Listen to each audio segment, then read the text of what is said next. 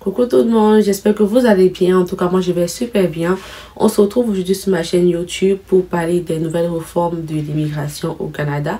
Donc on parlera un peu du statut temporaire et aussi du statut permanent. Donc sans plus tarder, on va commencer avec une autre vidéo.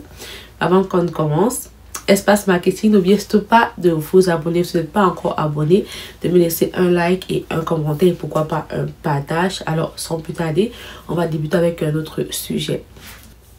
Alors nous voilà, j'ai tenu à faire cette vidéo parce que j'ai eu à jaser avec du monde qui s'inquiétait un peu de l'immigration au Canada, plus précisément du côté du Québec. Ils aimeraient savoir si ça vaut encore la peine d'immigrer au Canada, si leur demande qui sont en couple pour le moment va aboutir à un résultat positif, ou bien ça va aboutir à un résultat négatif, ou bien ils vont juste patienter plus longtemps que prévu.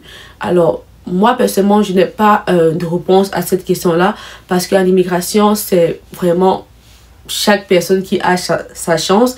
Il y a certaines personnes qui seront répondues très tôt. Il y a certaines personnes qui vont se voir avoir des refus. Et il y a certaines personnes qui vont se voir attendre plus longtemps. Donc, je ne saurais vous dire une réponse par rapport à cela.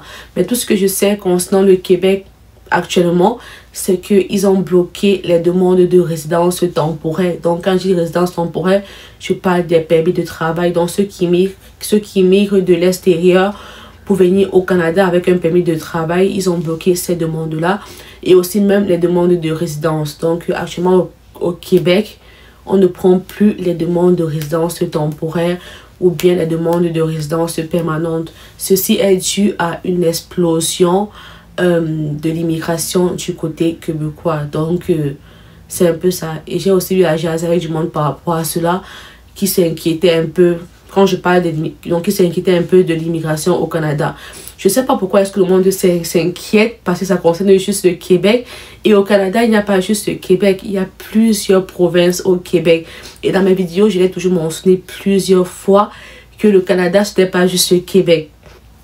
Et lorsqu'on veut immigrer, on se donne les moyens pour immigrer. C'est vrai qu'en dehors du Québec, il n'y a pas une autre province qui laisse la chance de parler le français, parce que les autres provinces, pour la plupart, sont 100% bilingues, sauf peut-être le Nouveau-Brunswick qui... qu'est-ce que je dis? La plupart des autres provinces sont 100% anglophones, pardon, sauf le Nouveau-Brunswick qui laisse la chance de parler souvent français et parfois anglais. Donc au Nouveau-Brunswick, on a quand même la chance d'avoir les deux langues qui s'y trouvent. Mais les gens s'inquiètent en disant que le Canada ne veut plus des immigrés, ils ont arrêté l'immigration au Canada. Mais non, c'est juste que c'est au Québec qu'ils ont arrêté l'immigration, et ceci parce que ils ont atteint un seuil qui ne s'attendait pas en fait. Parce que les gens vont souvent croire que c'est de la... Peut-être, désolé du thème, les gens vont juste croire que peut-être c'est de l'abus ou bien de la méchanceté venant du côté québécois. Mais si vous êtes sur place, vous allez comprendre qu'ils ont raison de le faire. Parce que actuellement au Québec, et surtout plus à Montréal, où les gens ils aiment bien s'entasser, il n'y a pas d'emploi, il n'y a pas de logement. C'est saturé de partout. Donc si vous vous obstinez à venir de ce côté-là, et c'est sûr que la plupart vont toujours vouloir venir à Montréal parce que c'est une grande ville, et aussi parce qu'ils ont plus la chance de côtoyer le monde, et je comprends tout à fait. Parce que c'est pas évident pour une nouvelle personne qui vit au Canada, et surtout qui n'a pas de famille ici, ou bien qui n'a pas de connaissances ici, de se lancer directement à partir dans les régions un peu éloignées comme Chicoutimi ou bien Baie-Comeau et autres. Parce qu'on se met d'accord que ça sera pas évident pour toi de côtoyer le monde comme à Montréal, donc de t'intégrer un peu dans ton immigration, ça sera pas la même chose. Moi je comprends en fait le monde, mais sauf qu'actuellement si tu viens au Québec, plus précisément à Montréal ou bien même à la ville de Québec, pour trouver l'emploi vraiment tu vas galérer. Et encore pire, les logements même, c'est vraiment rare. Donc c'est pour ça qu'ils ont mis une pause. Bref, moi c'est l'analyse que j'ai fait pour moi, que c'est pour ça que depuis fort longtemps, ils essayent de mettre un peu les cales au niveau de l'immigration du côté québécois, parce qu'ils voient que s'ils continuent à recevoir le monde, ils vont se retrouver à avoir beaucoup de monde qui vont être en chômage ou bien même qui seront là à se serrer dans des maisons et c'est pas ce qu'ils veulent. Eux, ce qu'ils veulent, c'est que lorsque tu viens au Canada, en fait, tu trouves un emploi, tu te sens épanoui dans ton immigration. Ils ne veulent pas que tu viennes au Canada, tu commences à détester le Canada parce que tu dis que ah, on nous a vendu le rêve. Je pense que c'est pas, de mon analyse que moi j'ai faite, je pense que ce n'est pas ce qu'ils veulent en fait. Donc, pour le moment, ils ont mis une pause pour essayer de voir comment rétablir les choses. Donc, c'est sûr que même s'ils relancent l'immigration du côté québécois, ils vont encourager le monde à partir plus vers ces villes-là qui ne sont pas encore saturées et qui recherchent encore de la main-d'œuvre et qui recherchent encore du monde pour aussi agrandir leur communauté là-bas. Au Canada, il y a plus de 15 provinces, donc je ne sais pas pourquoi est-ce que les gens s'obstinent à dire que l'immigration, jusqu'à faire des gros titres comme quoi l'immigration est terminée au Canada, parce qu'on a sorti une nouvelle réforme qui stoppe l'immigration temporairement au Québec en fait. Et ça avec raison, parce que tous ceux qui sont sur le territoire québécois vous diront que vraiment actuellement ça ne va pas. Donc il faut ça pour aussi régulariser la situation de ceux qui sont déjà sur place et qui n'ont pas encore trouvé un emploi ni même un logement en fait. Il faut vraiment ça en fait. Donc si vous voulez immigrer au Canada, c'est pas juste le Québec qui existe dans le programme d'immigration. Il y a tellement de provinces au Canada. Plus de 15 provinces.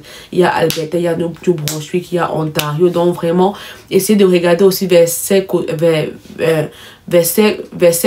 Et je pense pas que c'est l'anglais qui peut décourager quelqu'un réellement. S'il a vraiment un désir d'immigrer pour le Canada, je pense vraiment pas que c'est l'anglais. Si certaines personnes me disaient au moins que ah, c'est avoir une mise de front qui serait un peu le problème parce que je possède pas cet argent-là, je pourrais comprendre. Mais la plupart des gens disent que ah, c'est à cause de l'anglais. Sérieusement. Peut-être il y a des gens qui migrent carrément dans des pays où on parle allemand, dans des pays où on parle mandarin, dans des pays où on parle russe carrément. Mais vous avez la possibilité d'immigrer d'un pays où on vous demande seulement de parler anglais pour cette province-là. Vous dites que ah, c'est ça qui peut faucher votre rêve d'immigrer au Canada. Donc, pour ma part, vraiment, il n'y a pas à s'obstiner parce que cette réforme-là concerne juste le côté québécois.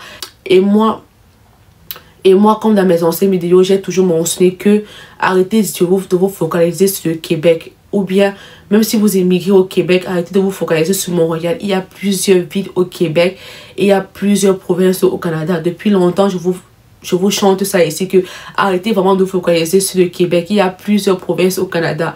Et je vous avais aussi dit, arrêtez vraiment, que si vous avez la chance d'immigrer en tant que résident temporaire, vous préférez immigrer en tant qu'étudiant parce que c'est plus court. C'est vrai que c'est plus court, certes, on est d'accord, mais une fois sur place, ça devient plus long et plus coûteux aussi. Donc, si vous avez la possibilité d'immigrer directement en tant que résident, je vous conseille de prendre votre mal en patience et d'opter plutôt pour ce statut d'immigration-là. Parce qu'une fois sur place, ça va être plus bénéfique pour vous et aussi ça sera moins stressant pour vous. Donc, depuis longtemps, j'ai chanté ça ici. J'espère maintenant qu'à cause de cette réforme-là, concernant le côté québécois, vous allez plus regarder d'autres provinces au Canada et aussi regarder c'est quoi les conditions d'immigration là-bas. Et comme je l'ai toujours mentionné, vraiment, si vous avez la possibilité et les moyens, priorisez plus le côté, le statut résident permanent directement.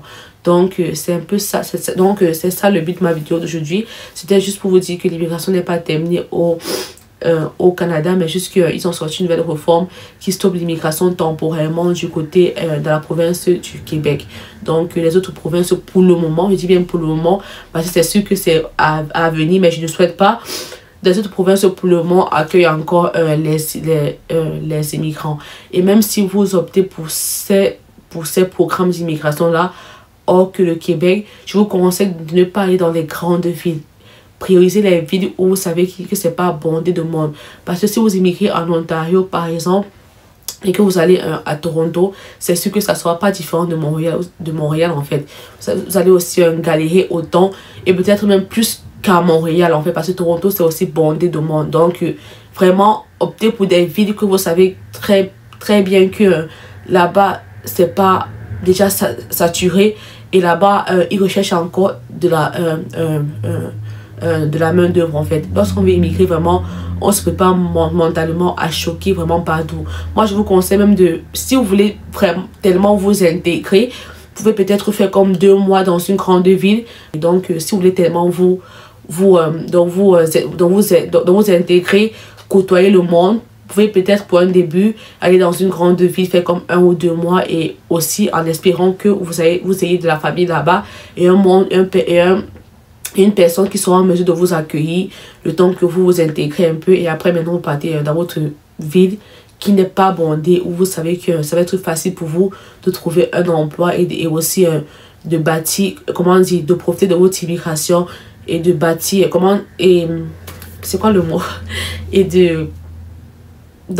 comment dire en fait, de vous établir financièrement comme vous l'avez souhaité quand vous êtes venu au Canada en fait. Donc c'est ça. Donc j'espère vraiment que cette vidéo a été bénéfique pour vous et que ça a pu vous rassurer sur certains points.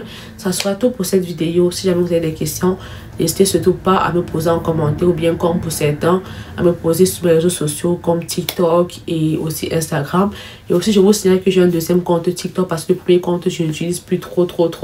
Je suis maintenant plus active sur mon deuxième compte TikTok et je vais mettre le nom ici en bas. Donc c'est le même nom, Gaëlle Lakers, mais sauf qu'il y a juste un 0, 1 à la fin, c'est ça. Donc ça va être tout. J'espère que cette vidéo vous a plu. On se dit à très bientôt pour la prochaine vidéo. Bisous.